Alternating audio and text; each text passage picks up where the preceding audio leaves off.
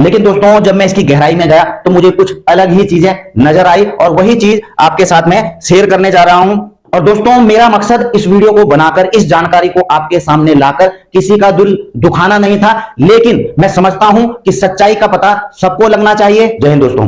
दोस्तों कई बार सच्चाई का पता न होने के कारण, हकीकत का पता न होने के कारण हम कई गलतफहमियां पाल लेते हैं, लेकिन जब हमको सच्चाई का पता लगता है तो उसके बाद जब हमारे भ्रम टूटते हैं तो हमको बड़ा दुख होता है। जी हां दोस्तों, मैं बात कर रहा हूं OROP एरियर एक किस्त में मिलेगा या नहीं, क्योंकि दोस्तों ज्यादातर सोशल मीडिया में आप देख रहे होंगे जहां बताया जा रहा है कि 1 रैंक 1 पेंशन का जो एरियर है, ऑनरेबल सुप्रीम कोर्ट के द्वारा जो डिसीजन दिया गया है, जो जजमेंट दिया गया है, उसमें कहा गया है कि 15 मार्च 2023 तक OROP का पूरा एरियर दे दिया जाए। लेकिन दोस्तों कृपया करके गलतफहमी में ना रहें, नहीं तो दुख होगा और हो सकते हैं ये बदलाव। जी हां दोस्तों, ये जो टाइटल आप स्क्रीन पर देख रहे हैं, इसी पर मैं आज के वीडियो में आपके साथ में चर्चा करने वाला हूं और आपको जानकारियां देने वाला हूं।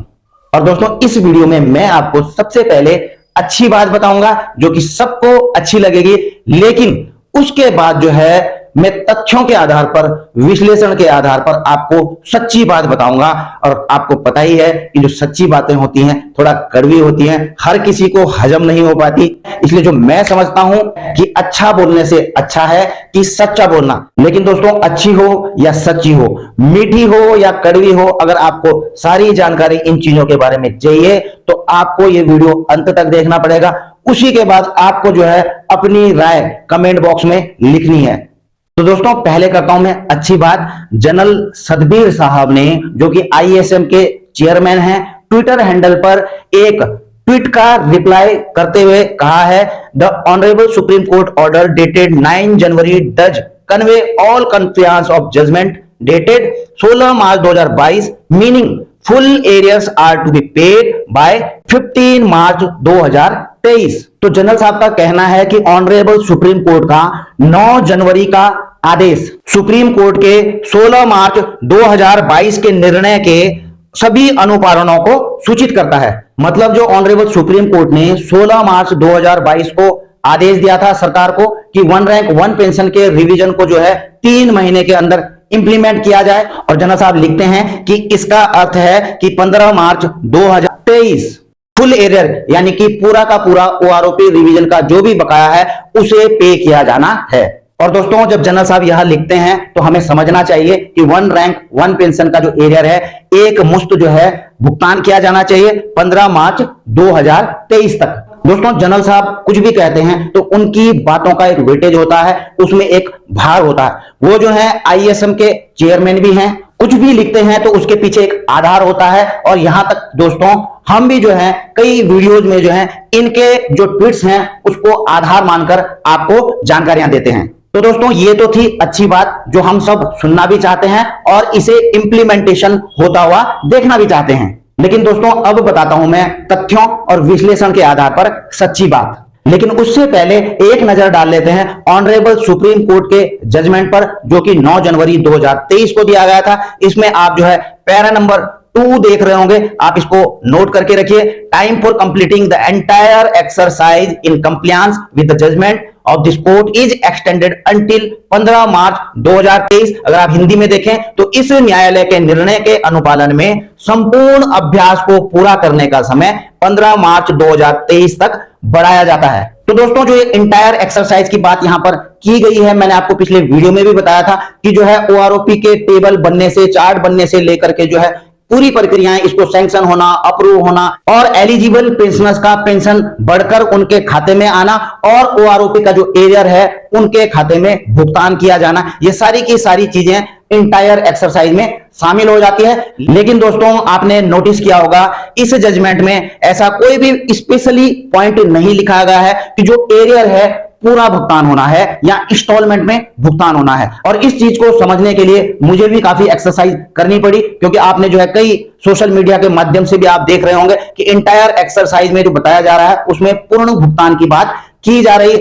हालांकि जिन माध्यमों से भी आपको पता लग रहा है कि पूर्ण भुगतान किया जाना है, मैं उनकी काट नहीं करूंगा, क्योंकि प्रथम दृश्य जो यहां पर लगता है एंटायर एक्सरसाइज का मतलब यही लगता है कि पूर्ण भुगतान किए जाने तक। लेकिन दोस्तों जब मैं इसकी गहराई में गया तो मुझे कुछ अलग ही चीजें नजर आई और वही चीज आपके साथ में शेयर करने जा रहा हूं। आप स्क्रीन पर देख रहे होंगे इंडिया न्यूज की तरफ से जो है यह 10 जनवरी 2023 को प्रकाशित किया गया है, जिसमें लिखा हुआ है कि Supreme Court gives centre another extension says clear OROP dues by March 15, यानी कि 15 मार्च तक जो है ओआरओपी के जो ड्यूज हैं उसको क्लियर करने की बात यहां पर कही गई है। ये जो पॉइंट यहां पर लिखा गया है वह आपको सभी अखबारों में मिल जाएगा, लेकिन जो मेन पॉइंट है उन पर मैं आगे बढ़ता हूं। आप स्क्रीन पर देख रहे होंगे कि ऑनरेबल सुप्रीम कोर्ट में सुनवाई के दौरान जो बचाव पक्ष की टीम थी, उनके अधिवक्ता थे, उन्होंने ऑनरेबल सुप्रीम कोर्ट में क्या दलीलें दी यहां पर आप देख रहे होंगे। फैसले को लागू करने में देरी को लेकर वरिष्ठ अधिवक्ता हुजैफा अहमदी ने बचाव पक्ष के पेंशनरों की ओर से पेश अधिवक्ता बालाजी श्रीनिवासन के साथ कहा, रक्षा मंत्रालय द्वारा जनवरी में एक पत्र जारी किया गया है कि वे 4 किस्तों में राशि जारी कर सकते हैं। जब से मामला शुरू हुआ है लगभग 4 लाख पेंशनभोगी अपना बकाया पाने के इंतजार में मर चुके हैं। सरकार को एक ही किस्त में पूरी राशि का भुगतान करने पर विचार करना चाहिए। जी हां दोस्तों, जो बचाव पक्ष के अधिवक्ता थे, सीनियर जो एडवोकेट थे हुजैफा अहमदी जी ने कोर्ट में यह भी कहा कि केंद्र को जो है यह दूसरी बार जो है एक्सटेंशन दिया गया है। 3 महीने का विस्तार पहले भी जो है 16 सितंबर को दिया जा चुका है और उन्होंने अपील की कि जो 4 जनवरी 2023 को डीएसडब्ल्यू के द्वारा जो नोटिफिकेशन निकाला गया है ओआरओपी का, उसमें जो है 4 इंस्टॉलमेंट में भुगतान करने की बात की गई है, लेकिन जो है इस भुगतान को एक साथ किया जाए। और उन्होंने इस चीज के लिए कारण भी बताया कि इसका इंतजार करते करते जो है तकरीबन जो है 4 लाख पेंशनर जो हैं भगवान को प्यारे हो चुके हैं और अगर इसे 4 किस्तों में दिया जाएगा तो तकरीबन इसमें 1.5-2 साल लगेगा। तो इस दौरान जो है और भी जो पेंशनर्स हैं वो भी जो है इसके पूर्ण भुगतान का फायदा नहीं उठा पाएंगे। तो दोस्तों इस पॉइंट को मद्देनजर रखते हुए ऑनरेबल सुप्रीम कोर्ट ने भी जो है कहा है, आप देख रहे होंगे सुप्रीम कोर्ट की बेंच ने क्या कहा। जी हां दोस्तों, it is a bit of problem on the outflow as obviously some amount has to go into modernisation of the army. The bench said, considering the plea of the elderly petitioner, the bench requested Venkat Ramanji to try if they can be paid expeditiously and not delayed due to installment. The Attorney General assured that the matter was under his close watch. अब दोस्तों इस point को note कर लीजिए, considering the plate of the elderly petitioner the bench requested Venkat Ramani to try if they can be paid expeditiously. अभी मैं आपको इसको हिंदी में भी बताता हूं ताकि आपकी समझ में और भी अच्छी तरह से आ जाए। आप यहां पर देख रहे होंगे दोस्तों, पीठ ने कहा यह निकासी पर थोड़ी समस्या है। जी हां दोस्तों, जब एक मुश्त जो है ओआरओपी एरियर को पे किए जाने की बात कही गई अहमदी साहब के द्वारा, तो वहां पर जो है पीठ ने क्या कहा, यह निकासी पर थोड़ी समस्या है क्योंकि स्पष्ट रूप से कुछ राशि आधुनिकीकरण यानी कि सेना के आधुनिकीकरण में भी कुछ राशि जानी है। तो दोस्तों इस चीज को लेकर हम यहां समझ सकते हैं कि कोर्ट ने भी माना है कि डिफेंस बजट के हिसाब से गवर्नमेंट के पास में अभी इतना बजट नहीं है कि सारा का सारा एरियर एक साथ जो है 15 मार्च तक पे किया जाए। और आप यहां पर देख रहे होंगे बुजुर्ग याचिकाकर्ताओं की दुर्दशा पर विचार करते हुए, जैसा कि जो है अहमदी जी ने वहां पर बताया था कि जो बुजुर्ग लोग हैं कई गुजर चुके हैं और अगर ज्यादा लंबा समय दिया गया तो कई और भी गुजर जाएंगे। तो उस चीज को ध्यान में रखते हुए ऑनरेबल सुप्रीम कोर्ट की बेंच ने यह भी कहा है कि जो बुजुर्ग याचिकाकर्ता हैं उनकी दुर्दशा पर विचार करते हुए पीठ ने वेंकट रमणी जी से अनुरोध किया है कि कोशिश करें कि क्या उन्हें शीघ्रता से भुगतान किया जा सकता है। तो जी हां दोस्तों, यहां पर बिल्कुल आप एक टर्निंग पॉइंट देख सकते हैं। यहां पर जैसा कि आपको पता ही है कि 4 इंस्टॉलमेंट में भुगतान करने की बात की गई थी, लेकिन जो फैमिली पेंशनर थे, liberalise family pensioner, special family pension और जो गैलेंट्री अवार्ड विजेता थे, तो उनको जो है एक मुश्त भुगतान पे करने की बात की गई थी। लेकिन यहां पर जो है ऑनरेबल सुप्रीम कोर्ट ने एक और चीज के लिए जो है वेंकट रमणी जी से अनुरोध किया है कि जो बुजुर्ग याचिकाकर्ता हैं तो उनके बारे में भी कुछ सोचा जाए, कुछ कोशिश की जाए कि उन्हें शीघ्रता से भुगतान यदि हो सके। हालांकि अटॉर्नी जनरल साहब ने आश्वासन दिया है कि मामला उनकी करीबी निगरानी में है। अब देखिए दोस्तों, अब थोड़ा आगे बढ़ते हैं तो इससे कुछ सवाल पैदा हो जाते हैं जो कि मैंने अपने विश्लेषण करके यह बनाए हैं और आप लोगों के साथ भी यह शेयर कर रहा हूं और आप लोगों से भी जो है इसके बारे में राय जरूर पूछूंगा।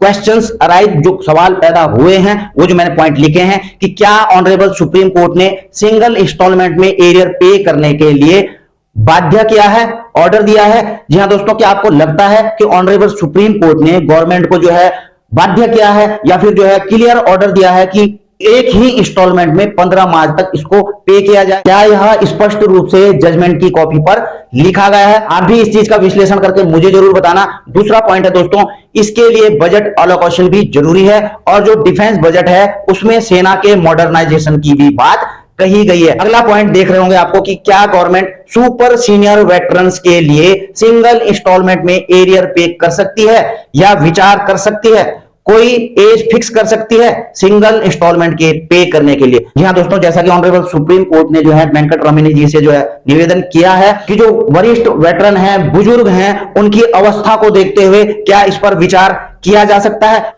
तो दोस्तों, अगर ऐसा हुआ तो हमें 4 जनवरी 2023 के डीएसडब्ल्यू के जो नोटिफिकेशन है उसमें कुछ बदलाव होते हुए नजर आ सकते हैं कि फैमिली पेंशनर्स और अवार्ड विजेता पेंशनर्स के साथ साथ एक निश्चित आयु के जो डिफेंस पेंशनर्स हैं उनको भी जो है सिंगल इंस्टॉलमेंट में पे किए जाने की बात हो सकती है।